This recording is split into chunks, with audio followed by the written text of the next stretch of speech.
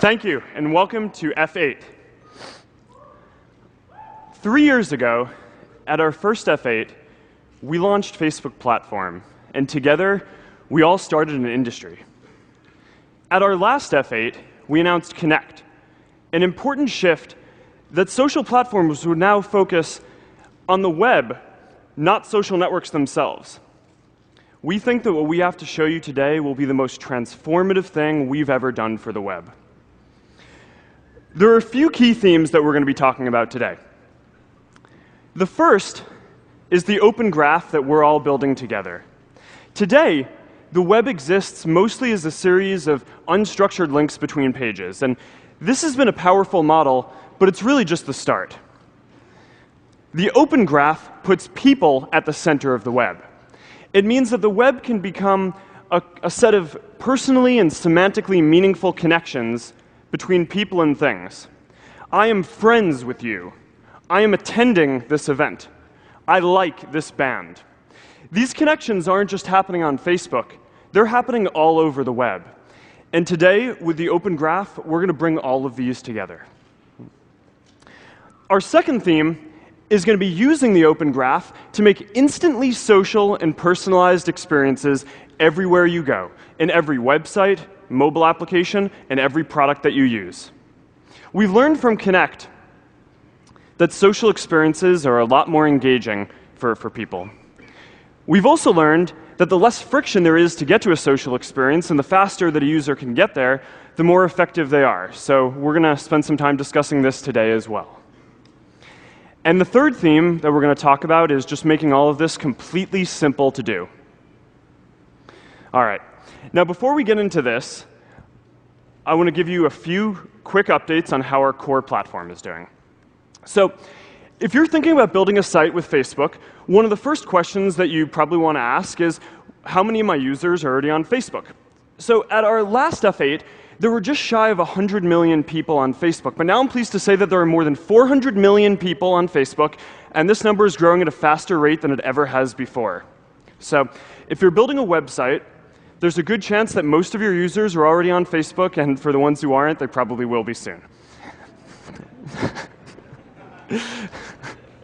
Now, we're seeing even faster growth with other areas. It took us almost 5 years to get to 100 million people using the website, but it's taken us only 3 years to reach that number of mobile users. And in the last year alone, that number has grown by 5x. Connect has spread even faster. It took us just a little bit longer than 1 year to get to 100 million people using Connect around the web and on mobile devices. Now, developers who are using these technologies are having a lot of success, and that's why a lot of great developers are building with us today.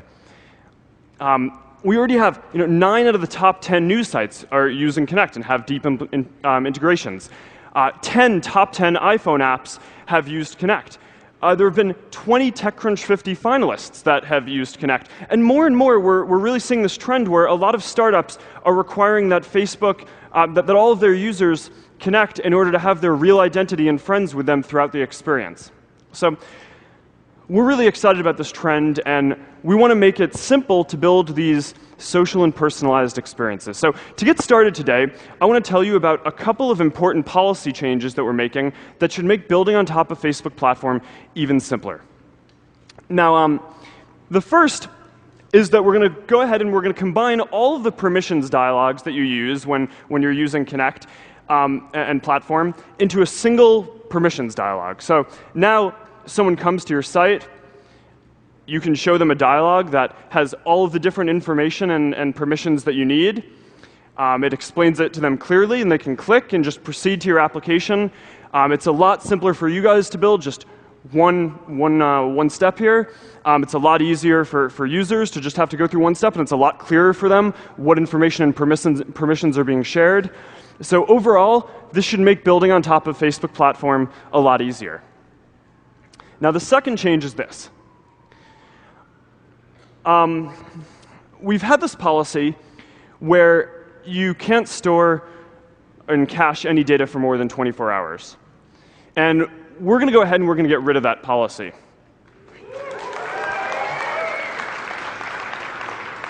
So now, If a person comes to your site and gives you permission to access their information, you can store it. That means no more having to make the same API calls day after day. No more having to build different code paths just to handle information that Facebook users are sharing with you. We think that this step is going to make building with Facebook Platform a lot simpler. So those are two important policy updates that are going to be going out really quickly. Now, I also want to give you an update on what we're doing with credits. Right now in the ecosystem, a lot of developers are building up their own stores of credit cards from users and stored value. And our goal with credits is to make it so that people can use a single currency in every app that they use. So this will be a lot better for people because they'll only have to have kind of one store of currency. And it'll be a lot better for applications because there will be a lot lower friction for people to pay for things in every single application that you use. So far, we've been focused primarily on just scaling up our systems to handle the millions of dollars of transactions that are already organically flowing through Facebook applications and Connect sites. We have almost 100 different applications in the program with us. We're still in closed beta, but if you want to reach out to us and if you want to get in and work on this, you can just send us a message and look up how we're working together on the credits website, and we'll reach out to you when we're ready to work with your application. So we're building this quickly, and we're focusing on scaling it out to the whole ecosystem. All right. Now let's get back to the big stuff. Let's talk about the Open Graph. At our first F8, I introduced the concept of the social graph, the idea that if you mapped out all of the connections between people and things in the world, it would form this massive interconnected graph that just shows how everyone is connected together. Now, Facebook is actually only mapping out a part of this graph, mostly the part around people and the relationships that they have. You guys are mapping out other really important parts of the graph.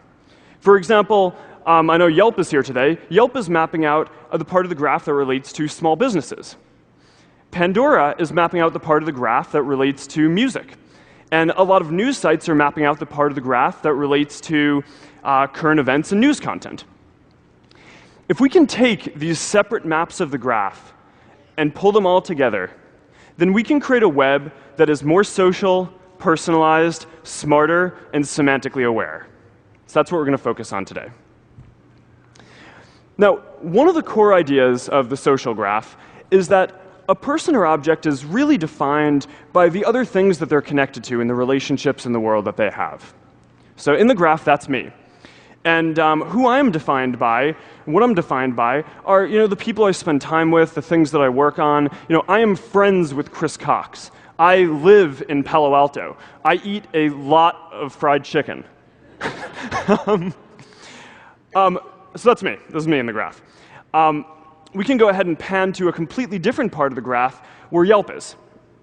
And so here's Yelp, and I can come and I can connect to Yelp. And because Yelp can know who I am and what I'm connected to, then they can just give me a nice social experience. They can show me places that are around me because they know that I live in Palo Alto. They can show me reviews from my friends. And actually, a lot of this is already possible today with what we have, although what we're going to talk about in a minute is going to show you how it's going to become a lot easier pretty soon. Now, what isn't possible today is to take the part of this graph that Yelp has mapped out and to connect that with all the other parts of the graph that are out there. So, if I go and I write a review on Yelp that I like something, that connection exists in Yelp's map of the graph, but it's completely separate from all of the other services that I use in their maps of the graph. There's no open graph that brings all these things together. So, one hack that a lot of services have used to get around this is just to post unstructured updates to a stream, right? You figure you can post this to a stream, some of your friends will see it, that'll be good, you're sharing it, right? I guess. But there's a big problem. The stream is ephemeral. You post something to the stream, and it's there for a few hours, and some people will see it, and then it mostly floats away. And then the services that consume the stream, they don't actually form a connection between you and that restaurant. They don't actually understand the semantic relationship that exists between you and the places that you're connecting to. So what we're going to do today is we're going to make it possible to make those connections. And once you have those connections, and once it's possible to understand these connections across services, a lot of really neat things become possible. So on Facebook, for example, we can start to show you a newsfeed story when 3 of your friends across the web all like the same restaurant, right? You figure that's relevant. A bunch of your friends all like the same thing. We can, if you write a review saying that something's positive, we can put that restaurant in your profile under a section of your favorite restaurants alongside all of the other restaurants that you've ever liked on any website anywhere. If you like a restaurant, we can show you updates from it in Newsfeed. If you start searching for a restaurant in the type ahead, we can show you restaurants that your friends have liked. And of course, all of these links on the site will point back to the original object on Yelp. So it all kind of creates more flow between these different sites. And this is really just the start of what we can do.